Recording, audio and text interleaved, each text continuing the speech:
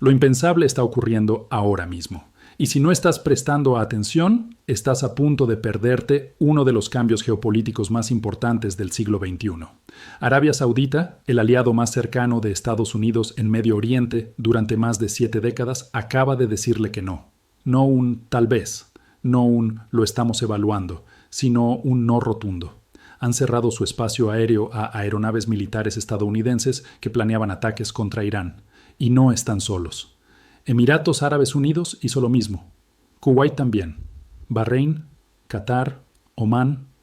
Cada uno de los estados árabes del Golfo ha dejado claro que si Estados Unidos quiere bombardear Irán, tendrá que hacerlo solo. Detenete un segundo y pensá lo que esto significa. Estamos hablando de países que albergan decenas de miles de tropas estadounidenses, países que durante décadas respaldaron operaciones militares de Washington, países que comparten el temor y la hostilidad hacia las ambiciones regionales de Irán. Y aún así, cuando llegó el momento decisivo, cuando funcionarios de la administración Trump solicitaron cooperación para posibles ataques contra Irán por la represión sangrienta de las protestas internas, la respuesta desde Riad hasta Doha fue un no absoluto. Esto no es una simple diferencia diplomática, es una fractura profunda del sistema de seguridad de Medio Oriente que ha existido desde el final de la Segunda Guerra Mundial. Y las implicancias financieras, de inversión, para los mercados energéticos, la estrategia militar y el equilibrio de poder en la región más volátil del planeta son enormes. Voy a explicarte exactamente qué está pasando, porque los medios tradicionales están enterrando la verdadera historia.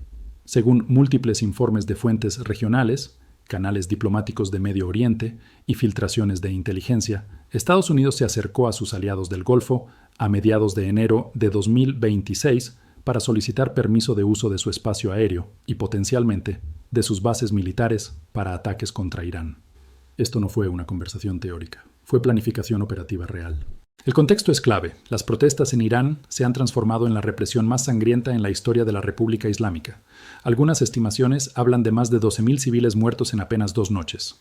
Trump había amenazado abiertamente con intervención militar, diciendo que Estados Unidos estaba listo y que la ayuda estaba en camino para los manifestantes iraníes. Las fuerzas estadounidenses comenzaron a evacuar parcialmente la base aérea de Al Udeid en Qatar, la instalación militar más grande de Estados Unidos, en la región. Todo apuntaba a una acción militar inminente. Se hablaba de ataques contra instalaciones de la Guardia Revolucionaria, posibles bombardeos renovados sobre sitios nucleares, incluso asesinatos selectivos de comandantes responsables de la represión. El Pentágono elaboraba listas de objetivos. El presidente recibía informes con opciones concretas. Y entonces los estados del Golfo dijeron no. La posición de Arabia Saudita, según fuentes diplomáticas, fue clara. No permitirán que su espacio aéreo sea utilizado para ningún ataque contra Irán. Emiratos Árabes Unidos adoptó la misma postura. Qatar, a pesar de albergar la gigantesca base de Al Udeid, comunicó que su espacio aéreo no estaría disponible para operaciones ofensivas. Kuwait, históricamente uno de los aliados más pro-estadounidenses, respondió igual. Bahrein, sede de la Quinta Flota de Estados Unidos, también se negó. Omán, que siempre ha buscado mantener neutralidad entre Washington y Teherán, ni siquiera estaba en discusión. En términos prácticos, esto cambia por completo el cálculo militar. Si Estados Unidos quiere atacar Irán, sus aviones deberán volar rutas mucho más largas, posiblemente desde portaaviones en el Mar Arábigo o el Océano Índico, desde Diego García o incluso desde bases mucho más lejanas.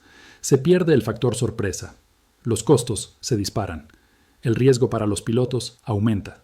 Y sobre todo, el mensaje político es devastador. Los aliados árabes más cercanos de Estados Unidos se están distanciando públicamente de sus planes militares. Y entonces surge la gran pregunta. ¿Por qué Arabia Saudita haría esto? Los saudíes odian a Irán. Es su principal rival regional. Irán respalda a los hutíes en Yemen, que han lanzado misiles y drones contra ciudades saudíes durante años. Apoya milicias chiitas en toda la región. Su programa nuclear es visto en Riad como una amenaza existencial. Arabia Saudita ha gastado miles de millones y perdido innumerables vidas combatiendo a los aliados de Irán. Entonces, ¿por qué negarse a ayudar a Estados Unidos a golpear a su mayor enemigo? La respuesta es compleja y revela exactamente cómo está cambiando el orden global en este momento. La primera razón es el miedo directo a la represalia iraní. Es la más obvia, pero también la más concreta. En junio de 2025, cuando Estados Unidos e Israel lanzaron una guerra de 12 días contra Irán, bombardeando instalaciones nucleares y matando a más de 1.000 personas, Irán respondió con misiles balísticos. Golpeó objetivos en Israel, pero también atacó la base aérea de Al Udeid en Qatar. Un misil impactó una cúpula de radar. No hubo muertos, pero el mensaje fue inequívoco. Si permitís que Estados Unidos use tu territorio para atacarnos, te convertís en un objetivo legítimo. Ahora imagina un escenario donde los ataques parten desde espacio aéreo saudí. Irán ha dejado claro que cualquier país que facilite ataques estadounidenses será golpeado. Irán tiene misiles capaces de alcanzar Riad, Dubái, Abu Dhabi, Doha, Kuwait City y Manama. Tiene drones que ya demostraron su efectividad cuando atacaron las instalaciones de Aramco en Abqaiq y Kurais en 2019, dejando fuera de servicio la mitad de la producción petrolera saudí por un tiempo. Los países del Golfo han invertido cientos de miles de millones en ciudades modernas, centros financieros, turismo y megaproyectos. Dubái quiere ser un hub global. Arabia Saudita impulsa Visión 2030 para dejar atrás el petróleo. Lo último que desean es misiles iraníes cayendo sobre su infraestructura crítica. El cálculo riesgo-beneficio es simple. Ayudar a Washington no compensa el daño potencial. La segunda razón es aún más profunda. El debilitamiento de la garantía de seguridad estadounidense. Durante 75 años el acuerdo fue claro. Los países del Golfo ofrecían petróleo, bases y alineamiento político. A cambio, Estados Unidos garantizaba su seguridad. Pero ese pacto se viene erosionando desde hace años. Obama firmó el acuerdo nuclear con Irán en 2015 ignorando las objeciones saudíes. Dijo públicamente que Arabia Saudita e Irán debían aprender a convivir. Fue reticente a respaldar a los saudíes en Yemen. Trump fue más favorable, pero también cuestionó por qué Estados Unidos. Defendía países que, según él, no pagaban lo suficiente. Biden llegó calificando a Arabia Saudita como un estado paria, desclasificando informes incómodos y presionando por derechos humanos y producción de petróleo. Desde Riad, el mensaje es confuso. Si hoy Estados Unidos ataca a Irán y mañana Irán responde golpeando a Arabia Saudita, ¿Washington realmente saldrá a defenderlo sin reservas?